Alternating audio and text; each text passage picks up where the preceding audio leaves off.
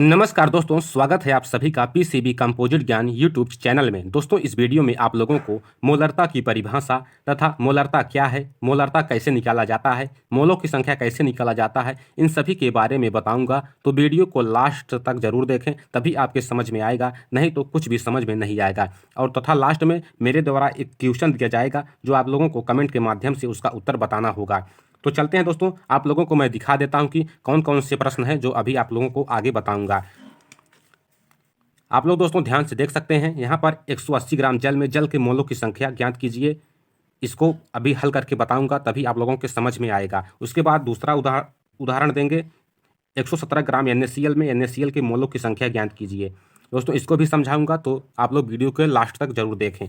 इसके बाद दोस्तों मोलरता कैसे निकाला जाता है उसको भी बताऊंगा, तो आप लोग वीडियो के लास्ट तक जरूर बने रहें। लास्ट में सभी को हल करके बताऊंगा और एक क्वेश्चन भी दिया जाएगा मेरे द्वारा, जो आप लोगों को कमेंट के माध्यम से इसको उत्तर को बताना होगा। अब चलते हैं दोस्तों, मोलरता की परिभाषा को बताते हैं। तो दोस्तों मोलरता क्या है, तो इसका हम परिभाषा बताते हैं। मोलरता को इंग्लिश में मोलैरिटी कहते हैं। किसी विलयन के 1 लीटर आयतन में घुले विलेय के मोलों की संख्या उस विलयन की मोलरता कहलाती है। दोस्तों ध्यान से समझिएगा, तभी आप लोगों को समझ में आएगा। किसी विलयन के 1 लीटर आयतन में घुले विलेय के मोलों की संख्या विलयन की मोलरता कहलाती है। और दोस्तों इंग्लिश में समझेंगे आप लोग, the number of moles of solute dissolved in 1 litre of a solution is called molarity. आप लोग दोस्तों इससे याद रखें, ये अक्सर परिभाषा UP board exams, Bihar board exams या किसी भी स्टेट बोर्ड में पूछा जाने वाला प्रश्न है।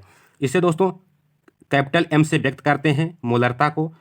और मोलरता M बराबर दोस्तों होता है विलेय की मोलों की संख्या बटे विलयन का आयतन लीटर में। अगर दोस्तों प्रश्न में पूछा गया है कि मोलरता इसका निकालिए, तो यही सूत्र होता है, विलेय के मोलों की संख्या बटे विलयन का आयतन लीटर में। अगर सूत्र में करें तो कैपिटल M बराबर स्मॉल m बटे V। दोस्तों मोलरता का मात्रक होता है मोल प्रति लीटर, आप लोग इसे भी याद रखें। अब बढ़ते हैं दोस्तों अपने क्वेश्चन की तरफ, जहां पर हल करके आप लोगों को समझाएंगे। पहला क्वेश्चन दिया गया है दोस्तों, ध्यान से समझिएगा। क्वेश्चन कह रहा है 180 ग्राम जल में जल के मोलों की संख्या ज्ञात कीजिए, और दिया है H2O का अणुभार 18 है। दोस्तों कुछ नहीं करना है, सबसे पहले हमें सूत्र ज्ञात होना चाहिए। मोलों की संख्या ज्ञात करने का सूत्र होता है मोलों की संख्या बराबर दोस्तों होता है दिया गया भार बटे अणुभार। दोस्तों आप लोग इसे हमेशा याद रखें इस सूत्र को। अब इसी सूत्र में दोस्तों हम लोग मान रख देंगे। तो दिया गया भार यहाँ पर 180 ग्राम है, तो तब लिख देंगे 180 ग्राम बटे अणुभार दिया गया है 18 है, तो 18 लिख देंगे। अब दोस्तों इसको हम भाग दे देंगे, 180 में 18 का भाग देंगे तो आ जाएगा 10 मोल। यही दोस्तों हमारा आंसर हो गया, मोलों की संख्या हो गया 10 मोल। तो आशा करता हूँ आप लोग बहुत ही आसानी से समझ गए होंगे, बहुत ही सरल शब्दों में बताया गया है। अब चलते हैं दूसरे क्वेश्चन की तरफ। दोस्तों दूसरा क्वेश्चन ध्यान से समझिएगा। दूसरा क्वेश्चन दिया गया है 117 ग्राम NaCl में NaCl के मोलों की संख्या ज्ञात कीजिए। दोस्तों प्रश्न को एक बार फिर से पढ़िए, 117 ग्राम NaCl में NaCl के मोलों की संख्या ज्ञात कीजिए। दोस्तों NaCl जो है सोडियम क्लोराइड है, इसे साधारण नमक भी कहते हैं। तो इसमें मोलों की संख्या को ज्ञात करना है, तो मोलों की संख्या बराबर कितना क्या होता है दोस्तों, आप लोग कमेंट बॉक्स में जरूर बताएं। तो यहाँ पर लिख देंगे मोलों की संख्या बराबर होता है दोस्तों दिया गया भार बटे अणुभार। तो दोस्तों यहाँ पर दिया गया भार 117 ग्राम है, तब लिख देंगे 117 ग्राम बटे अणुभार, NaCl का अणुभार 58.5 है, तो 58.5 ग्राम। अब दोस्तों इसको हम भाग दे देंगे, आ जाएगा बराबर 2 मोल। यही दोस्तों हमारा आंसर हो जाएगा, मोलों की संख्या हो जाएगा। अब दोस्तों ये दोनों क्वेश्चन तो रहा मोलों की संख्या ज्ञात करने का, लेकिन अब हम आपको बताते हैं कि मोलरता कैसे निकाली जाती है।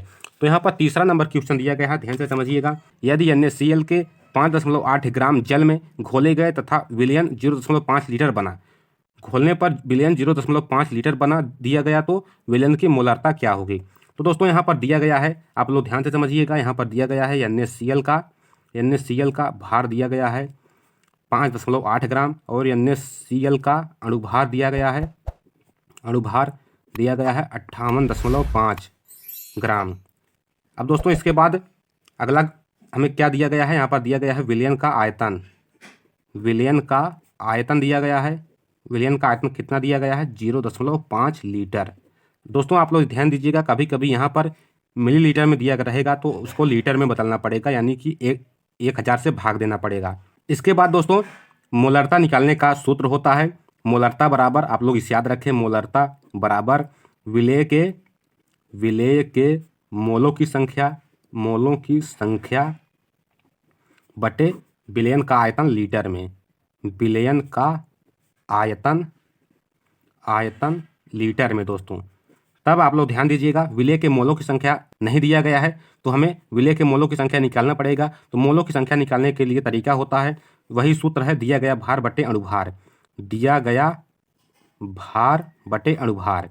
तो दोस्तों अणुभार, तो यहाँ पर दिया गया भार कितना है, 5.8 ग्राम, 5.8 ग्राम बटे अणुभार कितना है, 58.5। तब दोस्तों इसको हम काट देंगे तो आ जाएगा 0.1 आ जाएगा। दोस्तों आप लोग इसे याद रखें। अब इसके बाद क्या करना है, हमें मोलों की संख्या मालूम हो गई है, अब तब यहाँ पर लिख देंगे 0.1 बटे विलयन का आयतन लीटर में, विलयन का आयतन कितना दिया गया है, 0.5 लीटर, तब लिख देंगे 0.5। अब दोस्तों इसको हम सरल कर देंगे या हल कर देंगे, भाग कर देंगे, भाग करने पर आएगा 0.2, इसका मात्रक होता है मोल प्रति लीटर। आप लोग दोस्तों इसे याद रखें। ये दोस्तों हमारा आंसर हो गया। आशा करता हूँ कि आप लोग बहुत ही आसानी से समझे होंगे। और प्लीज़ दोस्तों यहाँ पर एक क्वेश्चन दिया गया है, इस क्वेश्चन को दोस्तों आप लोग कमेंट बॉक्स में हल करके बताएं कि इसका उत्तर कितना होगा। यहाँ पर क्वेश्चन है 20.6 ग्राम सोडियम ब्रोमाइड को 500 मिलीलीटर जल में घोला गया है, प्राप्त विलयन की मोलरता ज्ञात कीजिए। दोस्तों आप लोग ध्यान दीजिएगा, यहाँ पर मिलीलीटर में दिया गया है लेकिन इसको आप लोगों को लीटर में बदलना पड़ेगा। आशा करता हूं कि आप लोग बहुत ही आसानी से समझे होंगे। प्लीज़ दोस्तों वीडियो को लाइक करें, चैनल को सब्सक्राइब करें और अपने दोस्तों के साथ ज़्यादा से ज़्यादा शेयर करें। धन्यवाद दोस्तों, मिलते हैं अगले वीडियो में।